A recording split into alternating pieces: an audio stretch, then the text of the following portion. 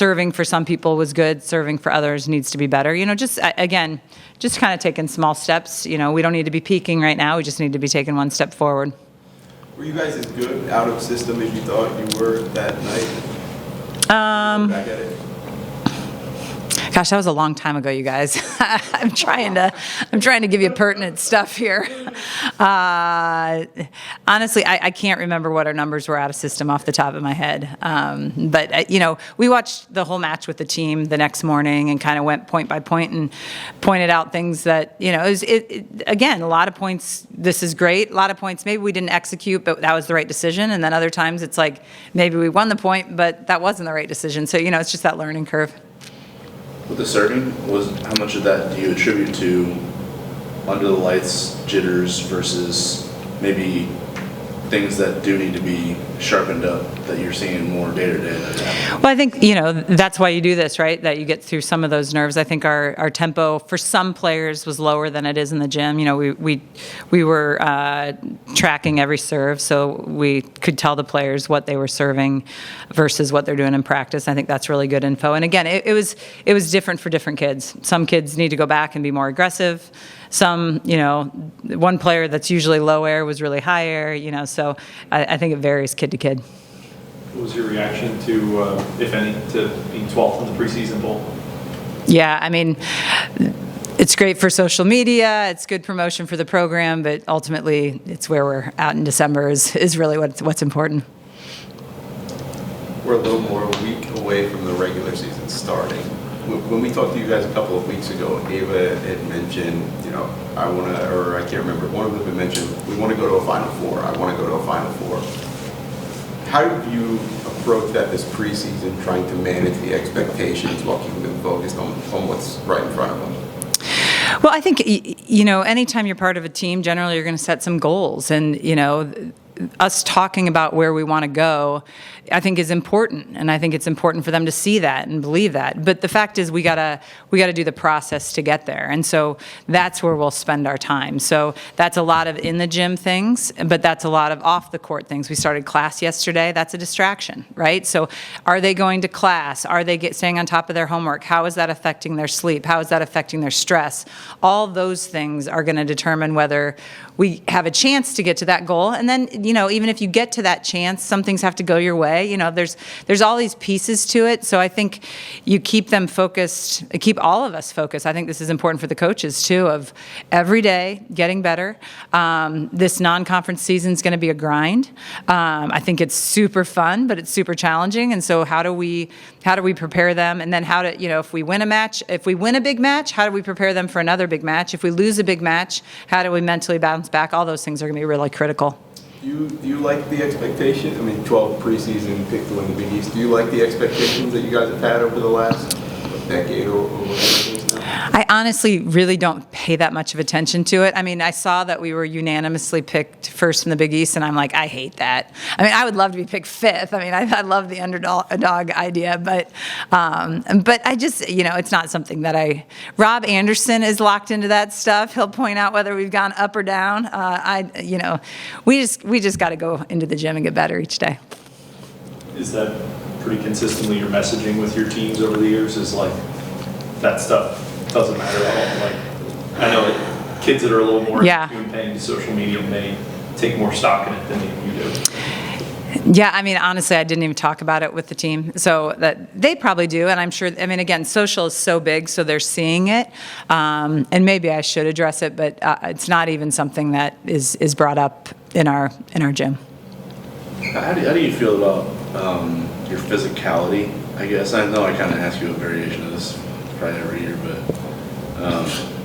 just comparing roster sizes from a height standpoint year to year, it feels like this is one of your, if not biggest team, especially. Don't use big. Tall is the word. Sorry. Tall. I've been educated on that with women. Your tallest team, especially in the middle blocking position, was that a goal to be taller, more physical, match up with everybody better, or did it just kind of happen?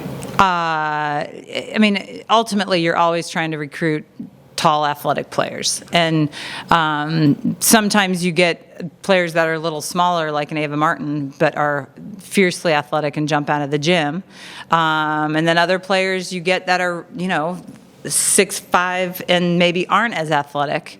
The national team players are those that can do both, right? That are highly athletic. So I think, I do think philosophically, holistically, if you look even at my coaching career, we have liked tall players. When my daughter was coming out, people were like, well, are you looking? And I was like, I really don't do small setters traditionally. I'm not saying that wouldn't change for the right kid, but, I just think as coaches, we kind of do, we kind of figure out what fits. And now, with that said, we would pivot, but I do think to compete at that top 10 to 5 level, national championship level, you need to be big in a lot of positions. And so that is something that we prioritize, but you have to get athletes. You can't just get a tall kid to stand out there. Speaking of national team, you had another one on that stage this weekend. Jaylee. The Pan Am Games? Yeah, had some Jaylee moments in the first match for sure. Well, what are your thoughts on just kind of her? She's about to be playing professionally here. Yep. In a minute, but just her getting the USA team.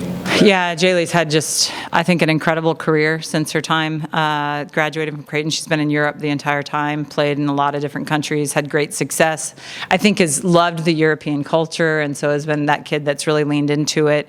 We were thrilled that she was going to come back to Omaha next year at Love. That'll be a great team with a lot of Nebraska ties on that. And I actually was texting with her last week, and I was like, I said, I saw Winters on the Pan Am roster. And she's like, that's me? Because I know what it was. I asked her if she wanted to play in our blue-white. And she's like, I'm in Anaheim. And I was like, are you on the Pan Am games? So I actually didn't know that. So until then, when we were texting. But, she's, from watching her back in the day, like, she's a great player. And that kid's a winner. And, she's been a winner since she arrived her freshman year. And, as she, I think, so eloquently said, all I do is win. And I think that's still her mentality. I'm curious. I don't know if I've asked you this preseason or somebody else already has. Is there one thing you think is your guys' biggest strength entering this year? You're like, going into this match, we know we're going to bring this X, Y, Z. Is there something like that? I actually had a mentor ask me, like, what are you guys going to be the best at? We think, you have to be good at everything, right? Like, you can't have a huge drop off. But I think, we are good at putting up good second contacts and have people all over the court, so way out of system that we can get swings. So, again, that out of system game, if you see us sending free balls over, I'm cringing. We do not want to send free balls over ever, and that's been a big focal point of how do we disrupt teams on the other side.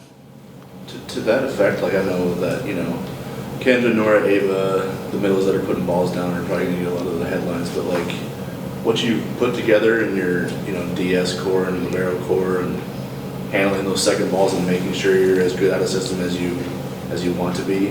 How has that group done so far this fall to your standard, to the standard you want to achieve?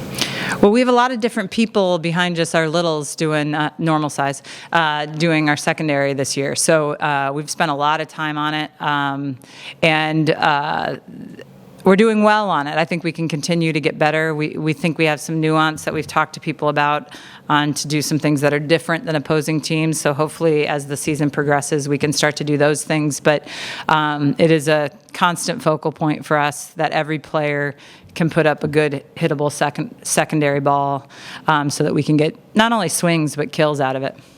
Do one or two more. With the rule change to Double contact? Double contact. Does that allow the opportunity for more innovation offensively, I guess? I think so. You do? Mm-hmm. Keeping it. Yeah, let's see what we do. Okay. Anything else? You're stranded on an island. Where are we going? What 3 items are you taking? Oh my gosh. My husband, see an item? He keeps my life in order. I don't know. Take 3 people if you're. Which child do I leave behind? Maybe is the question. I don't know.